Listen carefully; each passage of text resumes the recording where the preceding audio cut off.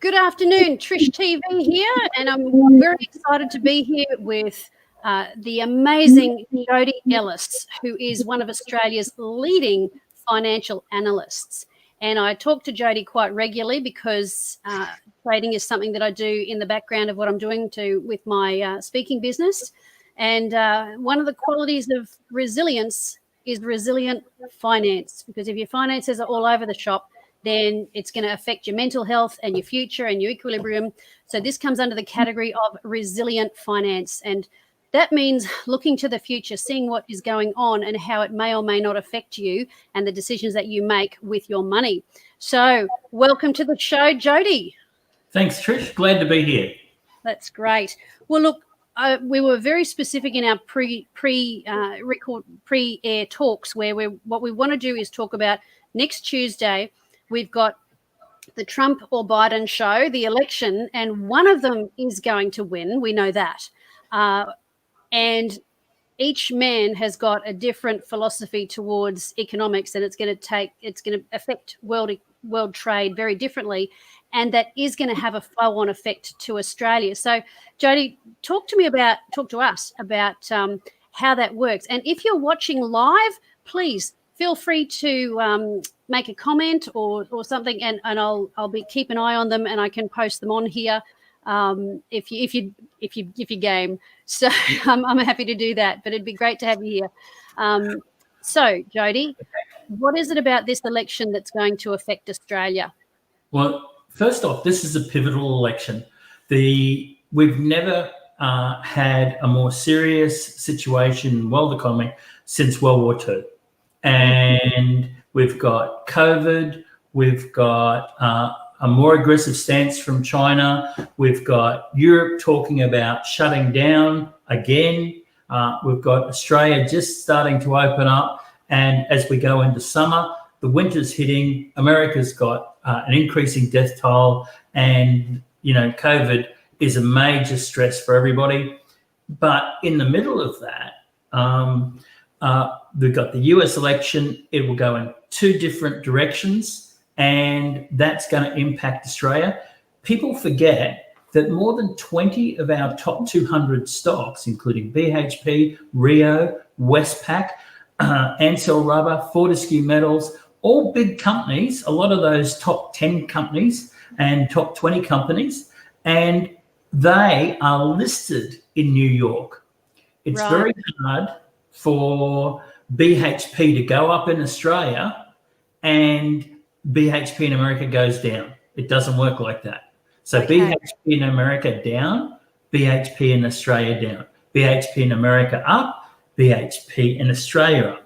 And that's our top 20, you said. The top 20. We've got top 20 stocks that are listed over there. And one of the big ones that impacts a lot of people, because a lot of people are interested in bank shares. They've got reasonable returns. They're regarded as a AA or AAA investment, depending on which bank you're talking about. And a lot of people use them in their self-managed super to give them a bit of capital growth and equity and dividend returns. We've seen the banks in Australia come up with a reduction in dividends, but it's not too bad because all they did was reduce the dividends to about the current price. Basically, you get 5% from a bank in a share, and you get about 1.25% if you're really lucky from a bank by putting cash in the bank. And Westpac is listed in, so it's literally the share price is the Australian share price by the US dollar. That's what it is in the US. And so we can't get a significant divergence between the two markets. We're a global market now. Right. Okay. So forget, ANZ has a direct tie-up with Bank of Scotland listed in the UK. So we're in a global market. We're affected by their drawdowns, and yet if America gets a stimulus package, which we know they will get, then way their market goes and our market goes up with it. We don't get the stimulus package, but our market still goes up. Great. So we benefit from the stimulation in America. Yes. And it's actually a little bit, despite the fact that we start with, there's COVID and China and lockdowns and economic stress and, increasing unemployment. And we end with stock market is going to rally, the US market's going to rally, and the Australian market is going to rally, and we're totally undervalued. There's opportunities to make money and invest money in the stock market and in the equity market in general now that haven't been around since post-GFC, that 2011, 2012 period where everyone felt very doomy and gloomy was actually a sensational time to jump into the marketplace. If you knew where to jump. Yes.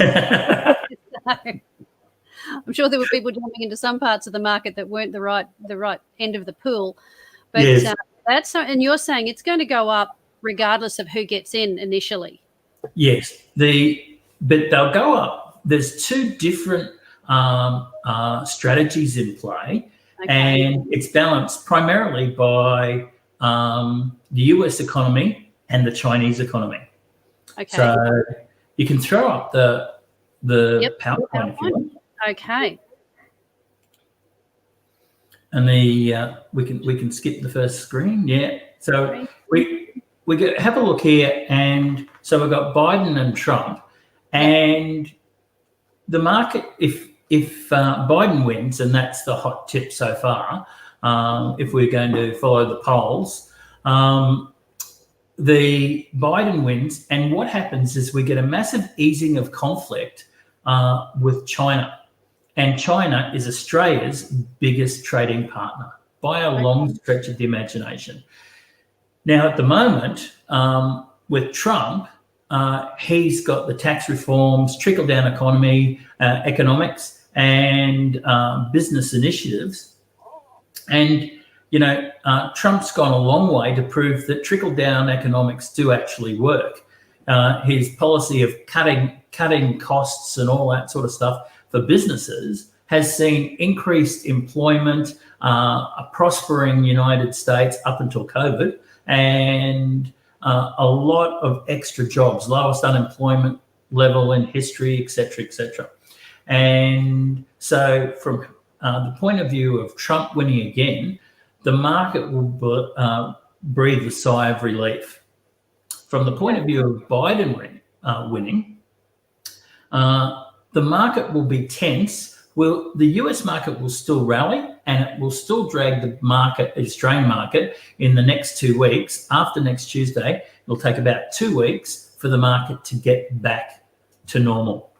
And that will be a big easing of pressure with China. And with Trump's policies, Australia is the tip of the spear, which keeps getting thrown in China's face, that we are aligned with America and, with the 51st state of the USA.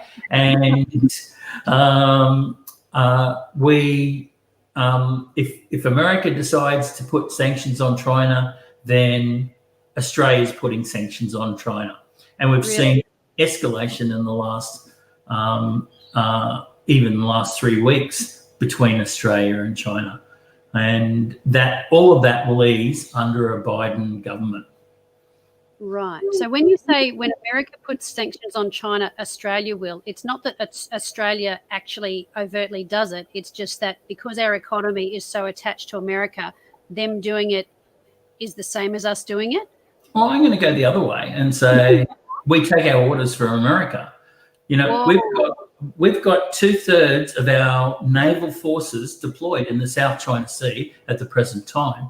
We've got, at request of the USA, for the first time in 20 years, we're attending what was the Q3 exercises, where India, Japan, and America did full naval exercises against Chinese aggression in the South China Sea. And now, for the first time since 2003, we've got the Aussie boats out there with them, and China didn't lodge a protest against India. It didn't lodge a protest against Japan, didn't lodge a protest against USA. It protested that Australia was there. And this is Scott Morrison initiative. And Scott didn't sit there and go, oh, what the heck, let's send our boys over there. This will have been as an initiative from the US Defence. Right. And would you say that probably would have happened regardless of which government we had here in Australia? Yes. Yeah, I would. Okay. Yeah. It's all good to say Scott's playing ball with the Americans, but traditionally a Labor government would have done it as well. Okay, that's interesting. Yeah. We have to go back to a Keating government to say, that they would be more influenced by China. Right. Okay. Yeah. No. All right then.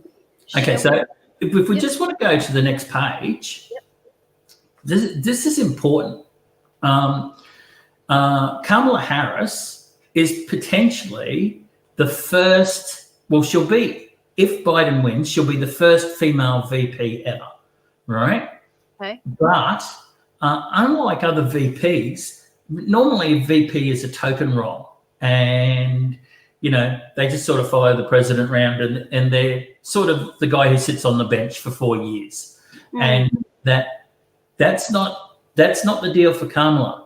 The talk on Biden is he's struggled with physically with this election, that he's suffering from a loss of mental acuity, and that he may actually resign his presidency if he's successful. He may resign as soon as June next year.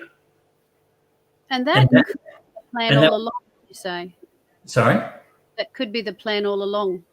Yes, I think it is. And I think you've got an Indian, Jamaican, Hindu, Baptist, black woman coming in as the ultimate ethnic minority representative.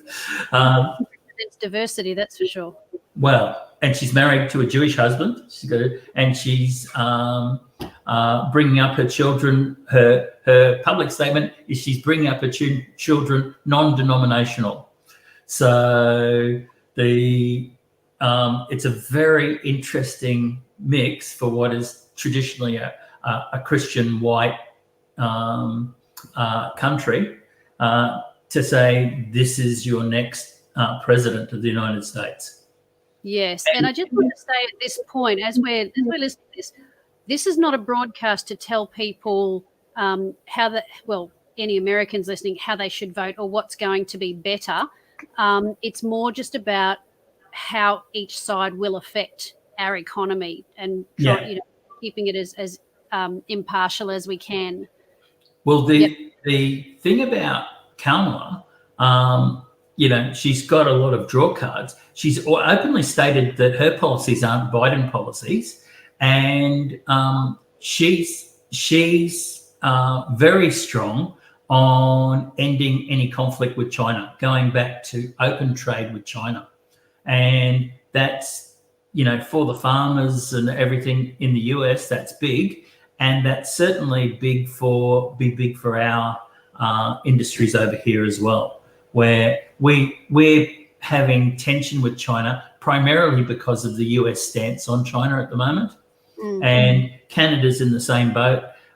We end up with Kamala leading the way, and US stocks won't do as good. She's wanting tax reform at the top end of town, but that doesn't affect us directly because she's not reforming Australian tax, and an easing on the Chinese trade war and a resolution of conflicts in the South China Sea, etc. We see the Australian market prosper under that environment. Wow, that's interesting. Yeah. Okay. All right then. What's next? Throw the next slide on. Okay.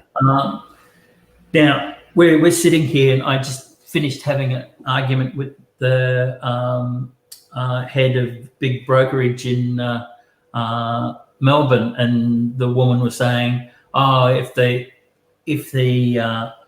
hadn't walked away from stimulus last night, the market would have gone up because there's so many companies coming out with results that are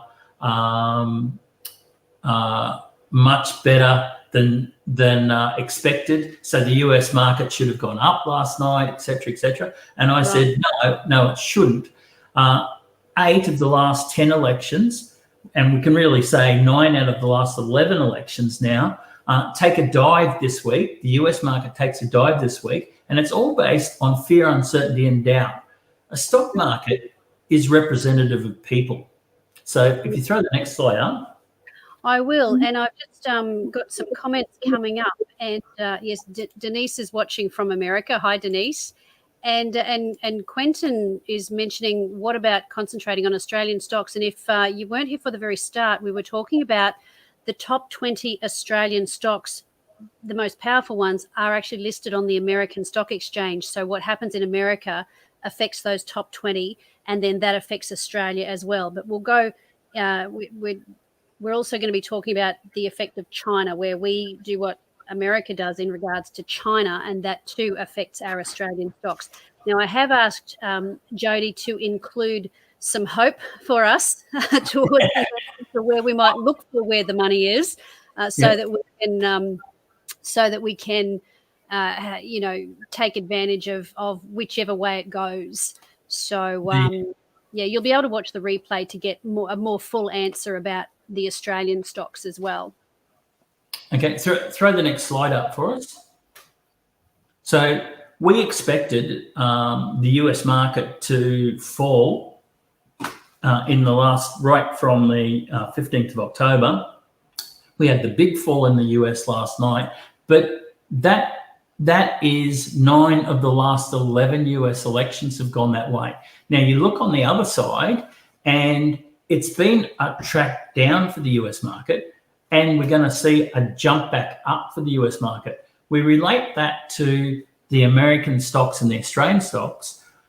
Westpac Bank and ANZ Bank are affected by overseas markets. So in the banking sector, Westpac goes up, ANZ goes up, National Australia Bank follows, and it's very hard if you've got Westpac, ANZ and National Australia Bank going up, the Commonwealth Bank, as the strongest bank in Australia, won't go up. In fact, it's more likely to lead the top 4. Macquarie has got a listing in the US, and we've seen that Macquarie has been almost bulletproof against COVID and continues on its way through to $1.85 from about $1.30 where it's trading at the moment. And it might be down a bit today, actually. And so, we used to talk about the top 4 banks. It's really the top 5 banks. Macquarie was about number 15 a couple of years ago, 2.5 years ago. He's now number 7 in the top 10 and accelerating. So he's going to bounce back very quickly with this upper curve side, which you can't see my mouse doing. I can put my mouse there. So here. Yeah. So on that, buyers overpower sellers. Right. Now we don't have to worry about the media reasons of why it happened. We just know that this is the cycle that goes through, and all we need on that frame there, as long as there is a quick known outcome, that's our risk, right? Right. That Donald has been sitting there complaining about postal votes the whole time.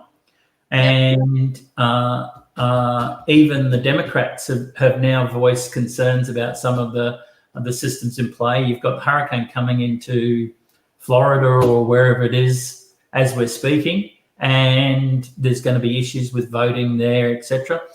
And this could be a George Bush election, which, as you might remember, Trish, was resolved in 2000 using the High Court of America, the Supreme Court.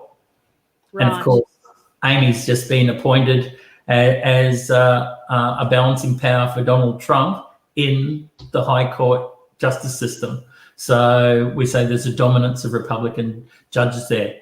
What I want, I'm really, unbiased as to who wins, because I'm very comfortable with the shape of that graph, which means our buying opportunity for the Australian stocks starts very, very soon. We're talking days. And we as long as we get a quick resolution. One of the times this didn't work, this chart didn't work, was 2000 with George Bush. They did the election on the 7th of November in 2000, and they didn't resolve it till the 12th of December in a High Court decision. So, and that led to, the market saying repressed over that time. Because the market hates uncertainty.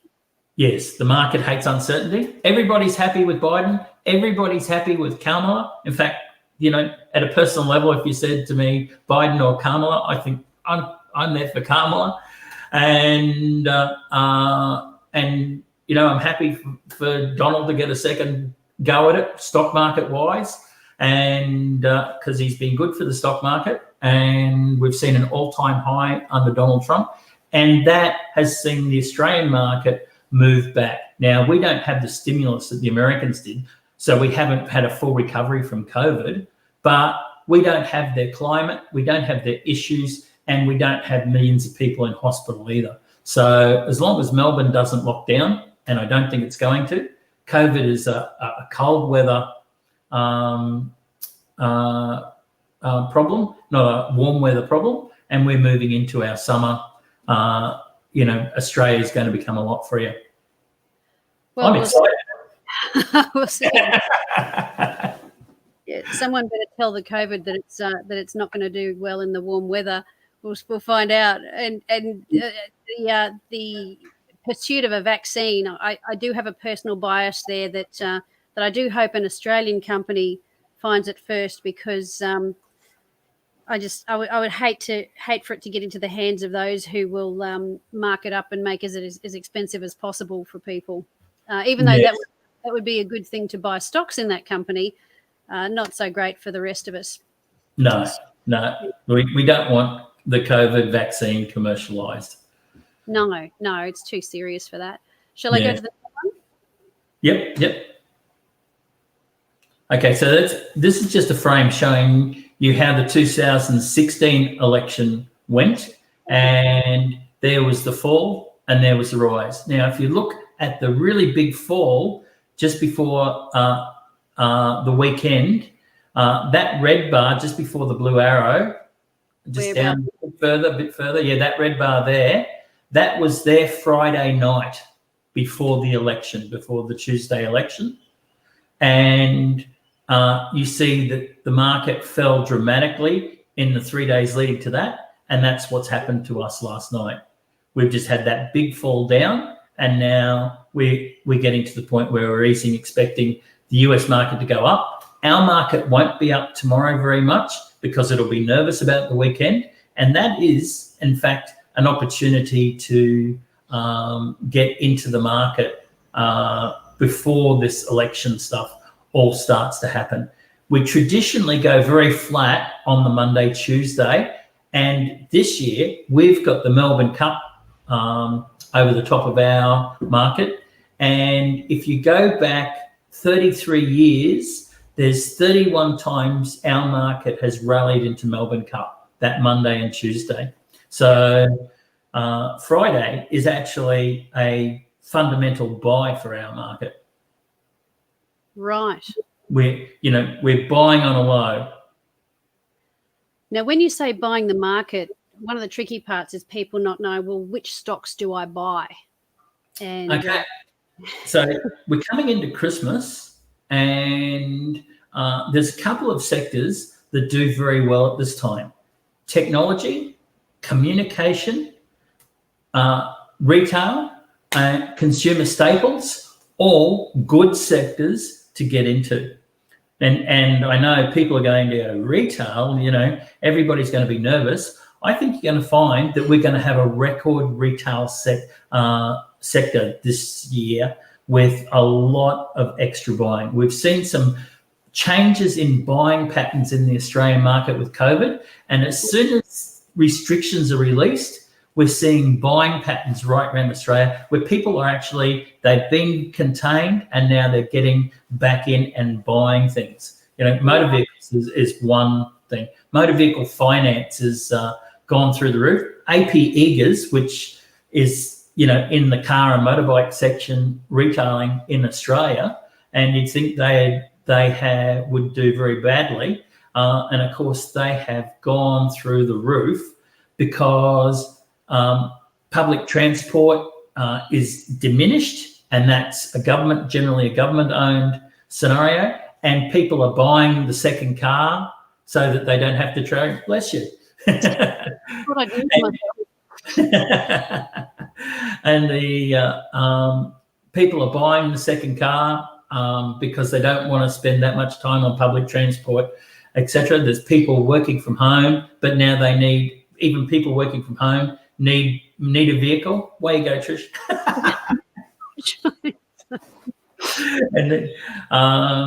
And so there have been sectors in the Australian market that have boomed, and even though Telstra is down, communications in general is up.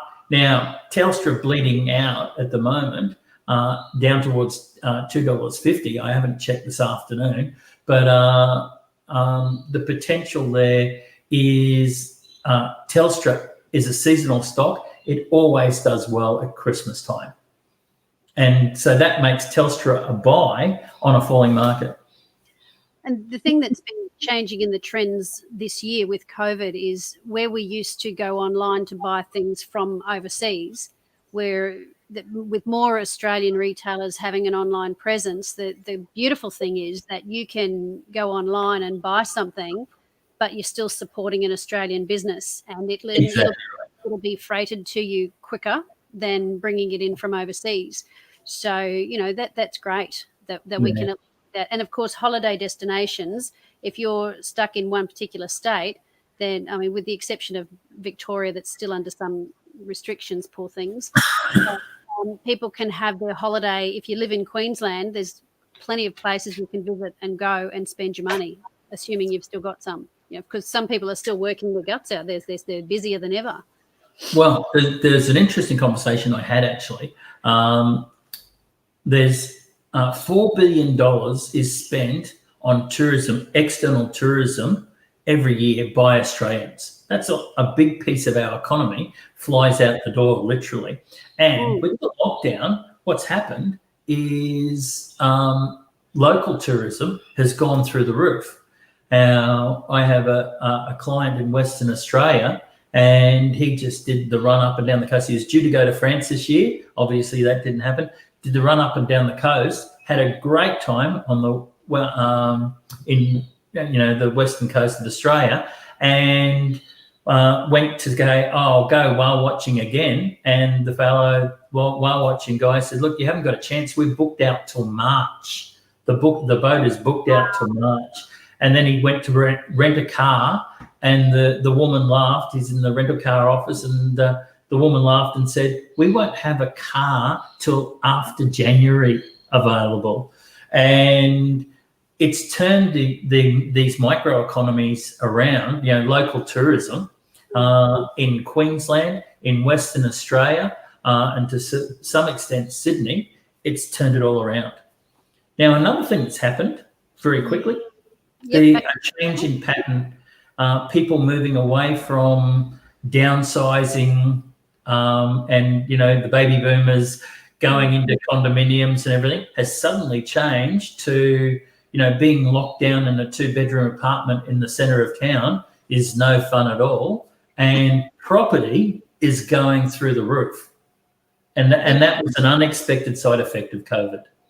It is. We were looking at finding a place for for an investment, and we're going to wait until things settle down, maybe around March.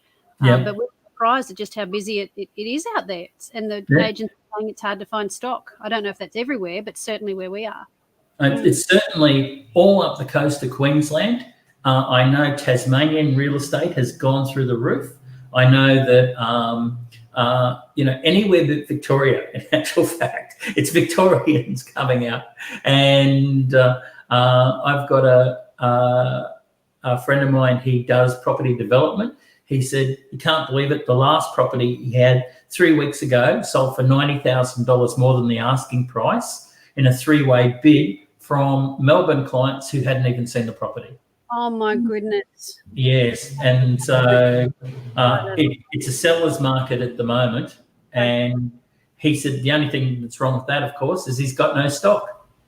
He can't get any reasonable stock. So wow. Yeah.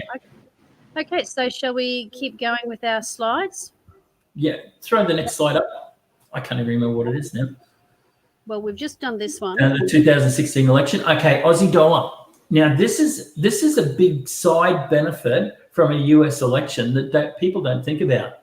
And you and I, think about holidays. Well, we used to think about holidays overseas and go, we want Aussie dollar up. Now, the Aussie dollar normally rises into a US election, and then after the US election, the Aussie dollar falls, and it's actually the other way. We're comparing it to the US dollar. So on uncertainty, the US dollar falls, and once they're greeted with a government, and it doesn't matter whether it's Democratic or Republican, the confidence comes back into the US dollar, that shoots up, and the Aussie dollar falls. But that's sensational for any of our exports, because our exports are sold in US dollars, but they're produced in Aussie pesos, basically.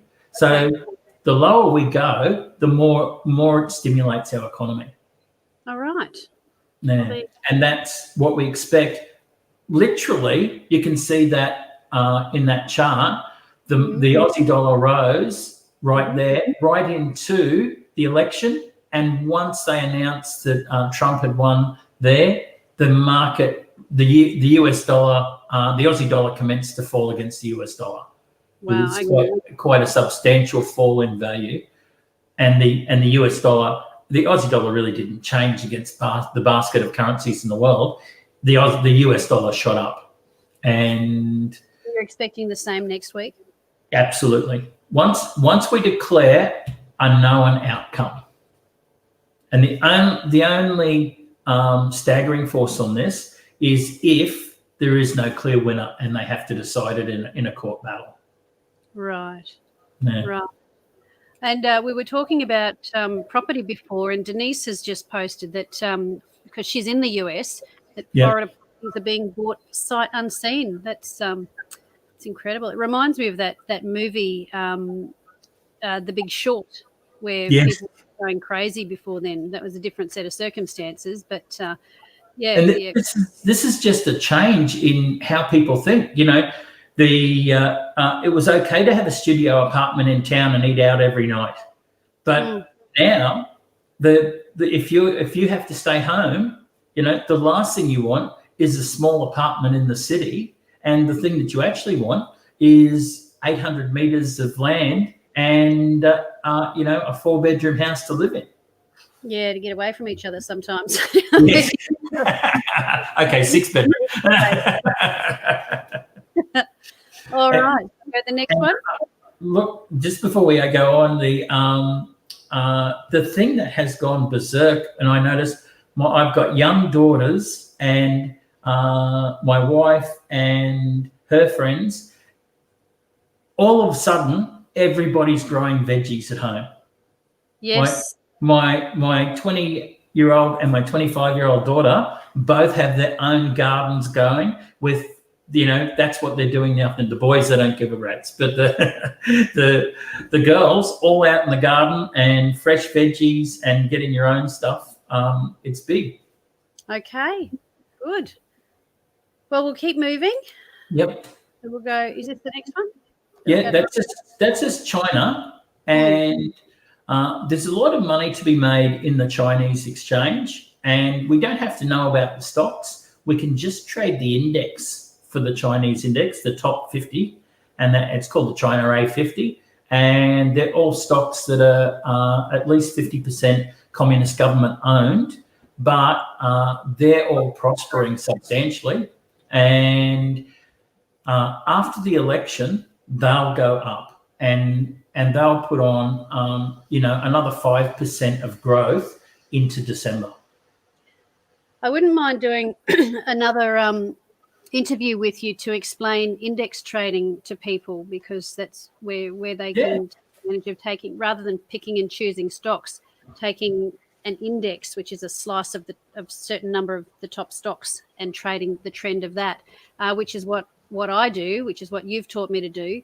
But I think that'll take a little bit more time to go through. Yes, absolutely. I'm just conscious of time, so that I want to make sure we get the best parts while we've still got you, because I know you've got to keep moving with your day, and people want to. Okay, yeah. so And is that the last one? Yeah, that's it. Oh, that's why it went black before when when we did that. That has been fascinating, Jody. So basically, after the election, it's going to go up either way. Yep. But after that, unless there's a delay. What we're worried about, the two risks we face here with buying tomorrow as a low in the market is China. China's increased its military alert in the last couple of weeks, and part of that would be the Q4 exercises coming up. But part of it, the concern is that if there's a dispute in the leadership in the US, that it might be an opportunity for China to physically reacquire Taiwan. And we've seen increased military activity on the Chinese coast across from that. But, that it could just be a response to the exercise, etc. So that's one risk. The other risk, of course, is a delay in the outcome. But the Chinese one is remote, and the election, if we get a quick result, we've got a bull market till Christmas. And if we get a bull market till Christmas, that runs into the end of January and into February, and then we'll have a bit of a dip down in March, a bit of a profit take from the run. But our potential with us falling, warmer climate, going into summer, COVID falling, not being such a big problem for us here, our potential is a run back of more than 10% on the index overall, which carries through most of your top 200 stocks. Or your dividend stocks will benefit. All right. Yeah. What I want to bring to people's attention as well, if this has been of interest to you, I'm going to show you Jody's website at Investor Centre, which should be coming up here. So his website is www.investorcentre.com.au, which here we go. I've got that going across the bottom. Yep. So investorcentre.com.au. Now, there are two programs that Jody is very helpful with. He does have a day trading program that you can subscribe to, where he sends out his recommendations in the morning, and that is to do with index trading. And the other one is where there are periodic trades through the year. There are certain times of the year where the market usually moves in a known direction for particular reasons, Melbourne Cup being one of them. And I do need to disclose that I know Jody because he gave me a job when I was in trouble, and he was actually helped me to be able to make enough money to keep my lawyers paid. So I know, ever grateful for that. He's not the trader who got me in trouble. This was I need to be clear. He's not the bad guy. After that, and it was a godsend for me because I learned how to trade, and I'm doing that once again now that I've got my nerve back, doing that once again and quite successfully. So you will be able to find out more about that, but you do need to quote my name if you want a discount. Yes.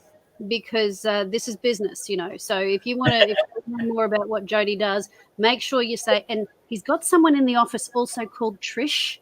So that's not the Trish you're talking about. You say Trish the troublemaker. No, not that one. Just say saw the webinar on Trish TV. You need to quote Trish TV to get a discount. How much is the discount, Jody? I think that was 20%, wasn't it? 20%. Yep. Of which I take half. No. so there's that. And you can have half the discount, Trish. So I do recommend you check that out further. His website is getting revamped because it's pretty ugly right now, but it's getting redone. But that doesn't take away from the smarts he has in his head. So he's got other people doing that. Now, I also need to draw your attention. Leaders are readers. And so what I would like to remind you that Trish TV is sponsored by, let me find you.